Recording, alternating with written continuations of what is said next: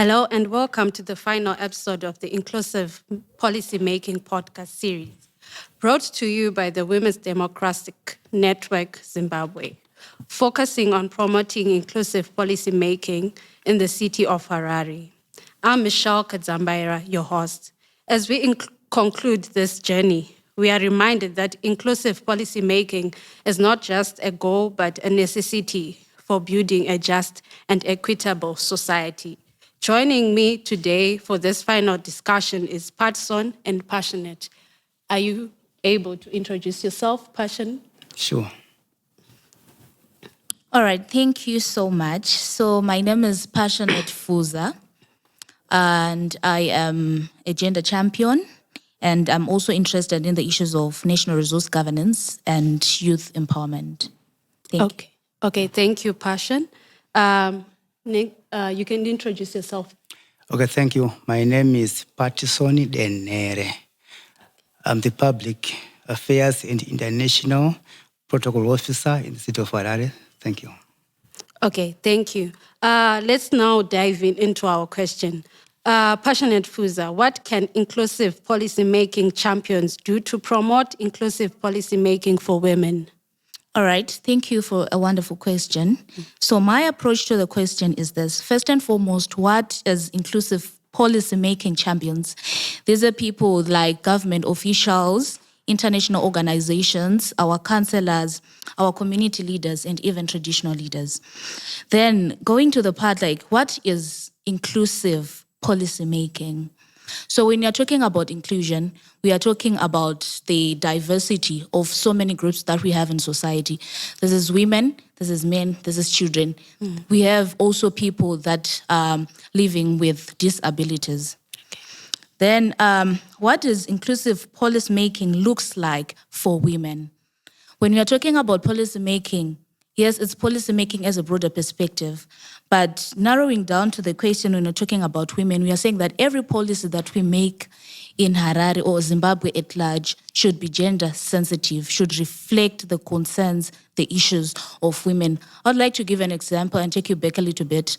We have condoms being distributed freely in many places, but we don't have pads being distributed freely to women, because men he had been having an upper hand of policy making and many decision making boards. That's where we have that. But sex is a choice and menstruation is not. So actually having gender champions and also policy making champions that can actually have policies that include women. This is when we are saying that what is the framework, the nature of the policies. We are talking about inclusion in what forms? So inclusion to us means we want the inclusion in the form of collaboration. We are saying that men and women both on the table speaking about issues. We are talking about inclusion in terms of consultative inclusion. We have our parliamentarians, our councillors that do their meetings and all that. Every woman in the society cannot be in the same meeting. But what we are saying is that those councillors should go back to the grassroots, to the communities, to the society, and engage with women. What do you want? So that they come and stand in for them. That's consultative inclusion. Then we also need women-led inclusion. For example, we have a women quota system in the National Assembly. We have deputy mayors and mayors that are women. We have the youth quota, which also include women. When we are saying women-led inclusion, we say that women should exist in the decision-making board on the tables, not to be there to cosmetize programs or issues that are already designed when they are not even there. We want women to lead.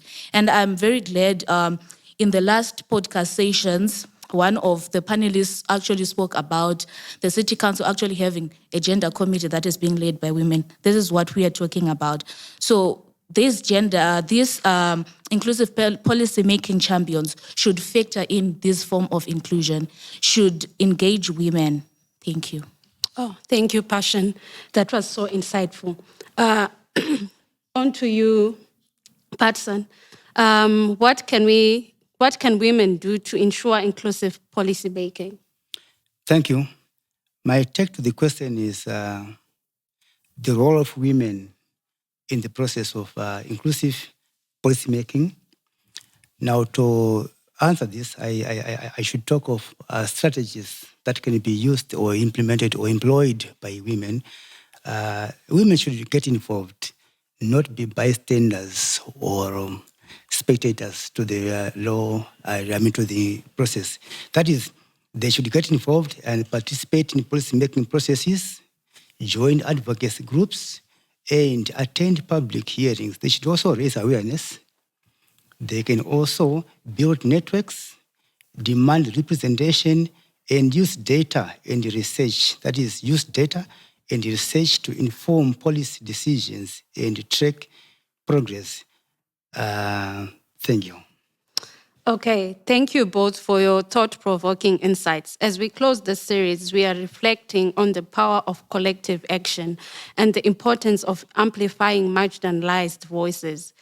The Women's Democratic Network Zimbabwe remains committed to promoting women's inclusion and participation in policymaking.